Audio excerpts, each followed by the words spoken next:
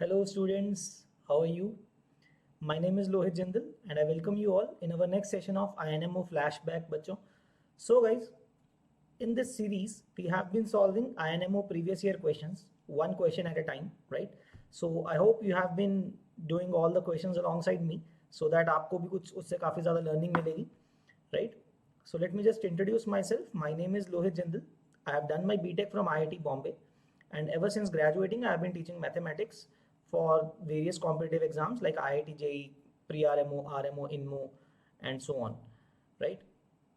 So guys, जो आज का क्वेश्चन है that is a bit based on algebra. So हम उसके अंदर देखते हैं कि क्या अप्रोच हमें लगानी चाहिए, right, to solve this but type of questions, right. So हमें सबसे पहले यही है कि क्वेश्चन को ध्यान से पढ़ के समझना है, right. So guys let me show you the question here. Okay, so guys this is the question. देखो क्या कह रहे हैं. Do there exist three distinct positive real numbers A B C. So जो ए बी सी हैं वो क्या है आपके थ्री डिस्टिंक्ट पॉजिटिव, डिस्टिंक्ट है सेम नहीं हो सकते, एंड पॉजिटिव है रियल नंबर्स हैं, राइट.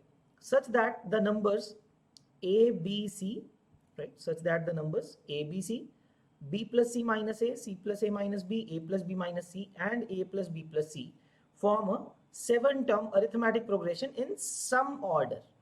ये टर्म भी इंपॉर्टेंट है guys, reading the question is important, very very important. In some order बोला हुआ है, ऐसा नहीं बोला हुआ कि यही जिस ऑर्डर में लिखे हुए हैं टर्म्स कि उसी ऑर्डर में अरिथमेटिक प्रोग्रेशन होना चाहिए, ऐसा नहीं बोला जा रहा है. So they are saying that these 7 terms क्या हो सकते हैं ऐसे कुछ ABC, so that these particular 7 terms are in an AP in some order. किसी ऑर्डर में रख के इनको एपी बना सकते हैं या नहीं बना सकते हैं, right. So guys as you can see A B C तो 3 टर्म्स हैं, then the 3 terms like A plus B minus C, B plus C minus A, C plus A minus B, ये सब क्या है सिमेट्रिक टर्म्स हैं, right. Meaning अगर आप ए B C को रोटेट करोगे या फिर किसी दो को अगर इंटरचेंज कर दोगे, overall terms that you will get in the 7 term series is the same, है ना. सो सारी की सारी टर्म्स ओवरऑल क्या है सिमेट्रिक है, and because B plus C minus A, C plus A minus B and A plus B minus C, ये तीनों टर्म्स आपस में सिमेट्रिक हैं. तो अगर आप कोई भी दो को इंटरचेंज करोगे you will get the same 7 terms overall, ठीक है. So basically why I am saying this thing is okay, कि ये मैं क्यों बता रहा हूँ, बिकॉज अगर अब ये चीज एबीसी का क्या ऑर्डर है वो मैटर नहीं करता है. So without loss of generality I can assume some order, right. ए इनको इंक्रीजिंग ऑर्डर में मान लेते हैं, ए बी सी को, right. Can I assume that, right. A B C को तो एक इंक्रीजिंग कुछ तो ऑर्डर होगा ना ए बी और सी का, क्योंकि डिस्टिंक्ट है तो इक्वालिटी साइन भी नहीं है और कुछ तो ऑर्डर होगा, राइट. सो गाइस बड़ी इंटरेस्टिंग बात ये है, हम ए बी सी के कॉरेस्पॉन्डिंग ना बाकी की जो 4 टर्म्स हैं उनको सोच सकते हैं कि एक इनइक्वालिटी, एक ऑर्डर सोच सकते हैं कि किस ऑर्डर में होंगी वो टर्म्स, है ना. क्योंकि देखो अगर ये टर्म्स आपकी एपी में है, if they are it is possible to write them in some form of an AP, तो इंक्रीजिंग ऑर्डर में लिखना तो जरूरी है ना. जो भी एपी है या तो इंक्रीजिंग होगा या डिक्रीजिंग होगा बेसिकली. ओके, तो मैं क्या करूंगा, अपनी कोशिश करूंगा कि इंक्रीजिंग ऑर्डर में लिखने की कोशिश करता हूं टर्म्स को, राइट. सो एक बार अगर इंक्रीजिंग ऑर्डर में कुछ पर्टिकुलर फॉर्मेट ही आ गया कि एक ही पर्टिकुलर वे है इनको इंक्रीजिंग ऑर्डर में लिखने का, so I can check for them for that 7 terms in that order to be an AP. तो मैं चेक कर सकता हूँ ना, ऐसे तो रेंडमली चेक करना तो कोई सेंस नहीं बनाता है, right. So guys let's consider the terms.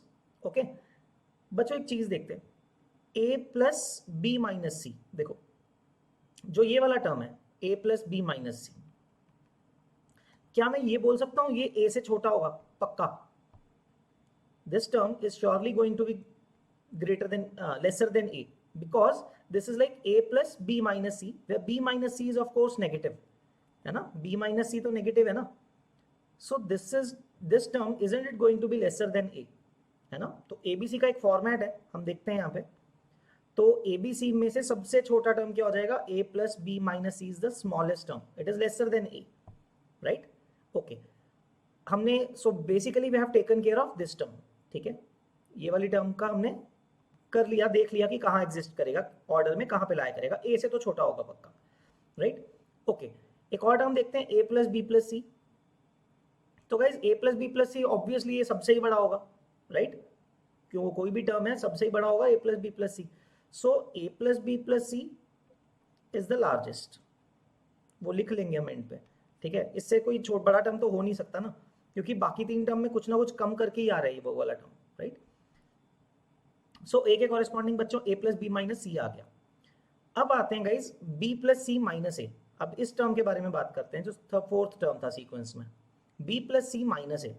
So guys if I consider this term b plus C minus a, इसके बारे में अगर मैं बात कर रहा हूँ यहाँ पे, है ना, b प्लस सी माइनस ए, इसको ऐसे लिख सकता हूँ c प्लस b माइनस ए, राइट। सो c एक टर्म है plus b minus A is positive, right, b बड़ा है a से, तो c में मैं कुछ और ऐड कर रहा हूँ, then this term is what we are getting, right.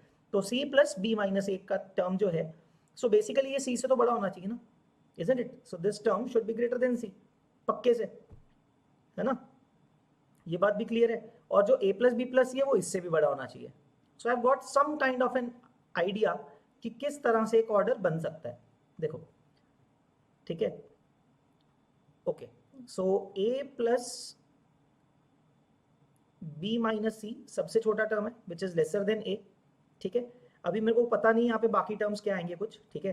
तो अच्छा c से तो लेकिन छोटा ही है, it is lesser than c which is lesser than b plus C minus a and which is lesser than a plus b plus सी।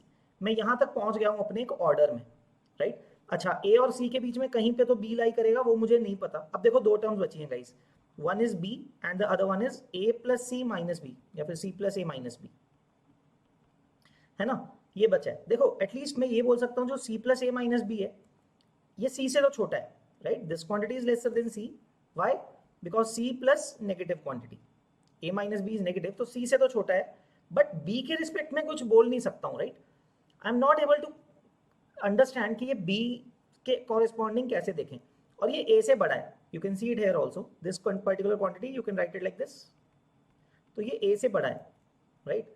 तो मतलब ये a के राइट साइड पे होगा लेकिन c के लेफ्ट साइड पे होना चाहिए इस इनइक्वालिटी का जो मैं ऑर्डर लिख रहा हूँ, right.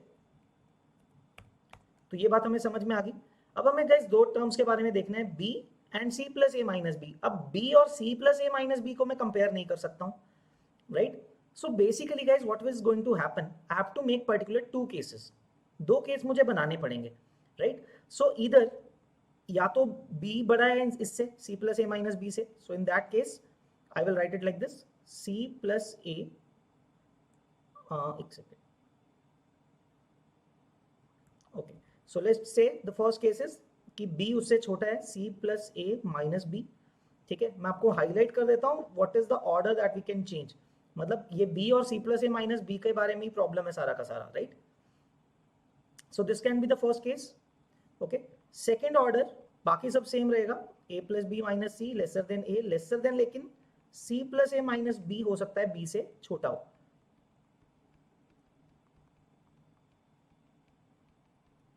Right. So guys these are the only two possibilities जो मैंने यहाँ पे लिखा है, this is these are the only two possibilities for the order of these terms considering that a is lesser than b lesser than c है, and as we have said वो हम ले सकते हैं because without loss of generality हम ये बोल सकते हैं क्योंकि सब कुछ सिमेट्रिक है, abc को आपस में घुमा के इंटरचेंज करके सेम टर्म्स ही मिलने वाली हैं, so we can do that। so see guys सिर्फ ये दो टर्म्स के ऑर्डर में फर्क पड़ेगा, बाकी ओवरऑल बाकी टर्म्स का ऑर्डर फिक्स हो रखा है, right. So now I am down to only two options कि और मुझे इनके लिए चेक करना है आर दीज टर्म्स और can these terms be in an AP और not, right. So guys first case को देखते हैं। In the first case let's say common difference is d, right, common difference को डी मान लेते हैं, right, if it is an AP of course we can assume the common difference to be D। so guys हम क्या करते हैं, last से A B और C को लिखने की कोशिश करते हैं कि उनका ऑर्डर क्या है, लाइक A को क्या लिखूंगा मैं, A can be written as in the first case A plus B plus C जो लास्ट टर्म है, लास्ट टर्म से कितने D माइनस करने पड़ेंगे मुझे, think about it. So basically अगर हम उल्टा सोचें, उल्टा भी AP है, right, but with the common difference of minus D, so the value a is the sixth term, है ना। तो गाइस देखो यहां से जाने के लिए, इस जगह आने के लिए मुझे एक माइनस डी करना पड़ेगा, another minus D, another minus D, 3 4 और एक और माइनस डी, तो 5 बार डी माइनस करके मैं a तक पहुंच पा रहा हूं। So I am writing this that a is equal to a plus b plus c minus 5d। तो ये लॉजिक है मेरा, मैं पीछे आके लिख रहा हूँ, राइट। सिमिलरली बी को क्या लिखूंगा मैं, a plus B plus C minus 4d, and c को क्या लिखूंगा, a plus B plus C minus 2d, right, ये लिख सकता हूँ।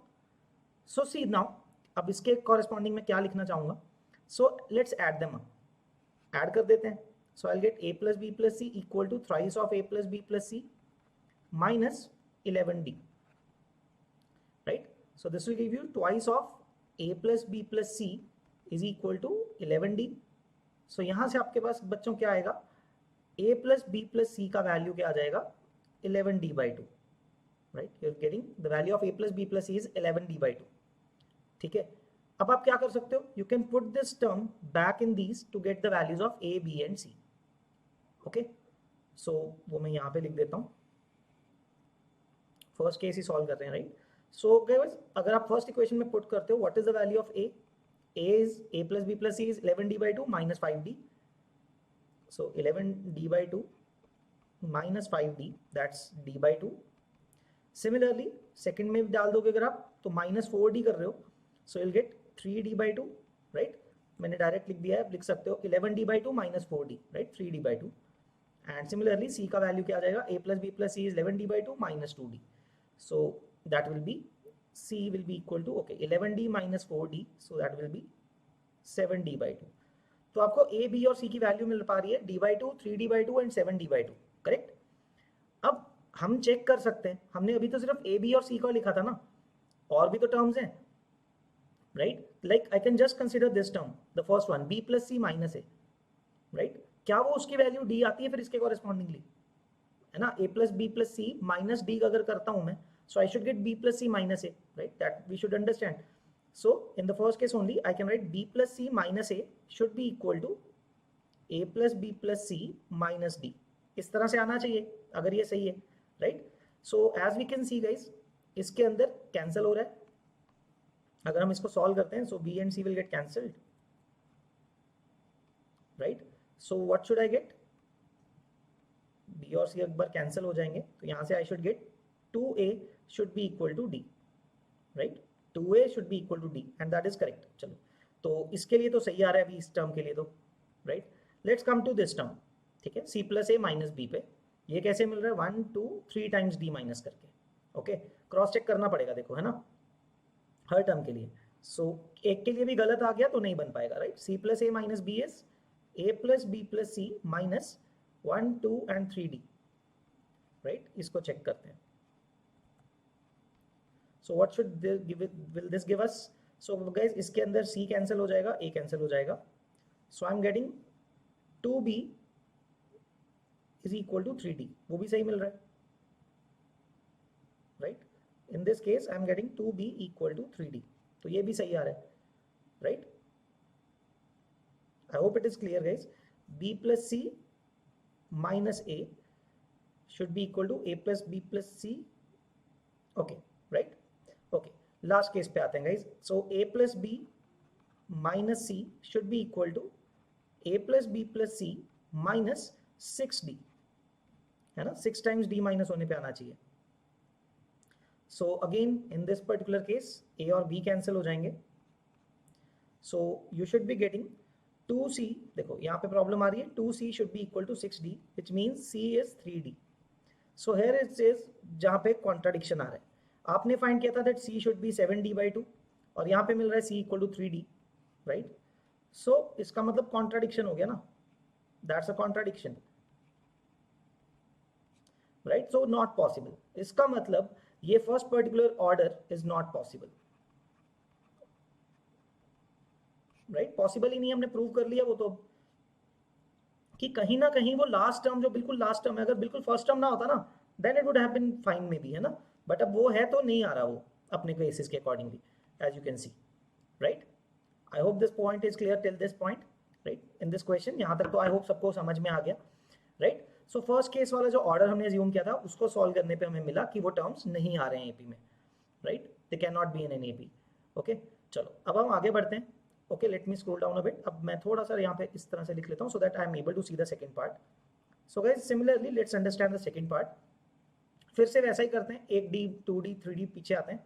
सो यहाँ से यहाँ माइनस डी आएंगे, तो मैं क्या लिख पा रहा हूँ देखते हैं, okay, so b plus c, okay not b plus C minus a, एक काम करते हैं, okay let's again write c value, right, यहाँ से 2 बार माइनस डी करेंगे तो हम c पे पहुंच रहे हैं इस बार, राइट। सो c तो सेम आ रहा है इस बार भी, so c is equal to a plus B plus C minus 2d, b कैसे आएगा, a plus B plus C minus 3d, and a is coming out to be the same, a plus b plus c minus 5d, right? So guys, again add them up. So a plus b plus c is equal to 3 times a plus b plus c minus 5 plus 3 8 plus 2 10, so minus 10d. So you're getting 2 times a plus b plus c is equal to 10d, or basically a plus b plus c is equal to 5d. This is what you are getting in the second part. ये relation आपको मिल रहा है, a plus b plus c is 5d. So according to this idea, so what is the value of c? इसके अंदर अगर put कर दें, c will be equal to what? अगर a plus b plus c की value 5d है, this is going to be you can say c कितना आ रहा है 3d, right? Put करोगे तो, इसको put करोगे तो b is coming out to be 2d, and इसको put करोगे तो a आ रहा है 0. So that is an interesting thing guys.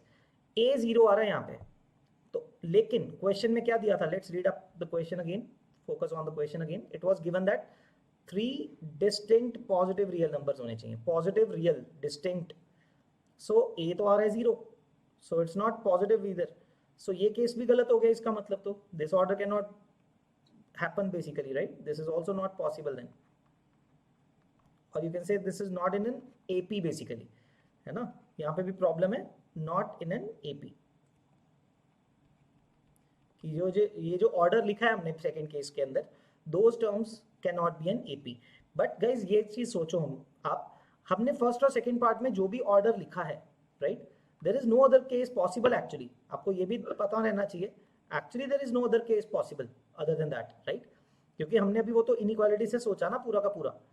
As I said here, ये पार्ट गाइज इसमें सबसे ज्यादा इंपॉर्टेंट है, अंडरस्टैंडिंग दीज इनइक्वालिटीज, राइट, कि a plus B minus C जो टर्म लिखा हुआ है, so since b minus C is negative, so a से छोटा है वो टर्म, सो पक्का छोटा है ना हमेशा. So that's why we were able to create an order understanding the inequalities among the various terms. But yes, ये दो टर्म्स का ऑर्डर हम नहीं डिफाइन कर पा रहे थे, as I said c plus a minus b का और b का, इन दो टर्म्स का ऑर्डर हम डिफाइन नहीं कर पा रहे थे. So that's why we have to take both the cases, और दोनों केसेस को जब हमने सॉल्व किया, we were able to prove कि वो AP बन ही नहीं पा रहे हैं, right? So guys, that is all. That is how we will be able to solve this particular question. So you can see INMO का question आया NMO का, and it's not that hard basically, है ना, उतना hard नहीं है, थोड़ा logical sense चाहिए हमें, ठीक है. अगर हम एक बार उनका ऑर्डर सोचने के पे बैठ गए, है ना, कि 7 टर्म्स है, उनको कुछ तो ऑर्डर सोचना पड़ेगा ना, and those terms are related anyways. ABC 3 थे तो बाकी सारे टर्म्स ABC की टर्म्स में थे, so we should be able to get some particular order out of them. And then हम उस ऑर्डर को हम AP में प्रूव करने की कोशिश करने लगे, तो वो नहीं आया, कॉन्ट्राडिक्शन आने लग गया, right? So that is the basically the approach to solve this particular kind of question, right? So I hope guys सबको समझ में आ गया ये question, right? You're able to learn from this question alongside me, और आपने solve किया मेरे साथ. I hope सबको मजा आया, है ना. So guys, in the next session we'll be back with the next question of INMO 2002. This question also was from INMO 2002. I guess this is the 5th question, right? This is the 5th question of INMO 2002. So next time also we'll be back with the next question. I guess that is the last question of INMO 2002. Okay, and then we'll move on to the next paper, right? All right guys, I hope सबको समझ में आया and मजा आया. Okay, we'll see you in the next session. So keep practicing and all the best. Thank you guys. Bye bye. Take care. So guys, we are launching our Maths Olympiad courses for this year 2022. So in which Abhay sir, Chetan sir and me myself, Lohit Jindal, will be taking these courses. So I'll tell you what are the features of this course guys, okay? So first of all, this course will be started from the very basics. To accommodate that, we have kept 4 sessions a week. हम week में 4 session रखने वाले हैं, not 3 as we were previously doing it. तो 4 sessions रखेंगे जिसमें हम pretty much basic से pick करेंगे हर चीज़ को, ठीक है. It will give us that much time. Okay, so हम basic से करेंगे. That the sessions will be 4 times a week. Second thing, you'll be getting good assignments like level wise assignments going from under pre-RMO level to RMO level in that assignments itself, right? तो level wise assignment होगा तो आप उसको easily अपना level up करते जा सकते हो, धीरे धीरे your level will increase gradually in that, है ना? सीधा directly मुश्किल question से आपको deal नहीं करना पड़ेगा। Then the third thing is there will be doubt solving groups on Telegram, ठीक है? तो आपके regularly doubts Telegram पे discuss कर सकते हो आप, within 24 hours आपके doubts solve हो जाया करेंगे, right? And then the next thing is that there will be tests, regular tests with exact same level, exact same kind of level, rather थोड़ा बहुत higher रखते हैं, but pretty much the same level and pattern of pre-RMO, so that you get ample practice of writing or solving a pre-RMO paper before the actual exam, right? So guys, if you are interested in these courses, in studying and understanding maths, आप लोग buy कर सकते हो ये वाला course, right? So this is the pricing for the course, guys. 20,000 course. The pricing of the course is that 20,000. But since we are starting early, like अभी बहुत कम, अभी थोड़ा time बाकी है, so we are offering steep discounts. 55% discount पे the cost of this course is 9,000 rupees. You can get registered and get this course for 9,000 rupees, जिसके अंदर हम आपको पूरा end तक लेके जाएंगे, ठीक है? Till the maximum stage you can get to in Maths Olympiad. And you can apply this code LJPRO, ठीक है, to get an extra discount of additional 10% on this 9,000 rupees, 8,999 के ऊपर आपको further 10% और discount मिल जाएगा। So the link is in the description box, आप register कर सकते हो बैच के लिए अभी से।